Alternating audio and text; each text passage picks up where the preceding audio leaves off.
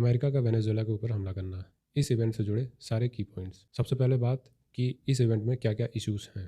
पहला इशू है कि इंटरनेशनल लॉ का वायलेशन होना। दूसरा इशू है किसी भी देश की सॉवरेनिटी को वायलेट करना। तीसरा इशू है यूनिलैटरली आर्म्ड एग्रेशन करना। चौथा इशू है यूएसए का इंपीरियलिज्म। जो काम पहले ब्रिटेन करता था वो काम आज की डेट में यूएसए कर रहा है। अब बात करें इंडिया के ऊपर इसका क्या इम्पैक्ट होने वाला है।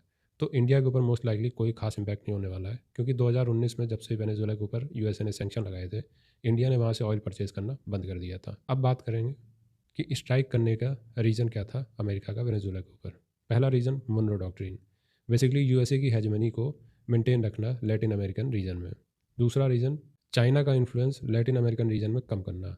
चाइना आज की डेट में वेनेजुएला के ऑयल बायर लिस्ट में सबसे टॉप पे था। तीसरा रीज़न है वेनेजुएला के जो वास्ट रिसोर्सेज हैं उनको कंट्रोल करना, जिसमें से आपको पता है वेनेजुएला के पास सबसे बड़े ऑयल रिजर्व हैं, उसके पास गैस के भी रिजर्व हैं और गोल्ड के भी रिजर्व हैं। अमेरिका इन सबको कंट्रोल करना चाहता है। और रीज़न की बात करें तो ड्रग ट्रैफिकिंग को स्टॉप करना और स्प्रेड ऑफ सोशलिज्म को रोकना एटसेट्रा।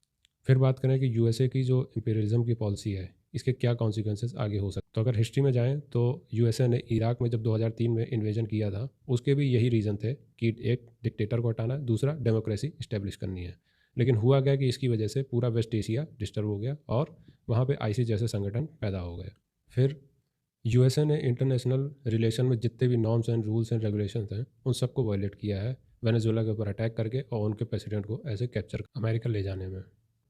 तीसरा है यूएन की सिक्योरिटी काउंसिल को बाईपास कर देना, खुद ही जज और एग्जीक्यूशनर बन जाना। और अब बात करें कि इंटरनेशनल कम्युनिटी के लिए इसमें क्या वार्निंग है, तो वार्निंग यही है कि अभी तक रशिया जब यूक्रेन के ऊपर अटैक कर रहा था तो वो अपने अटैक को लेजिटिमाइज नहीं कर पा रहा था, लेकिन यूएसए की इस हरकत ने रशिया को वैलिड रीज़न दे दिया है।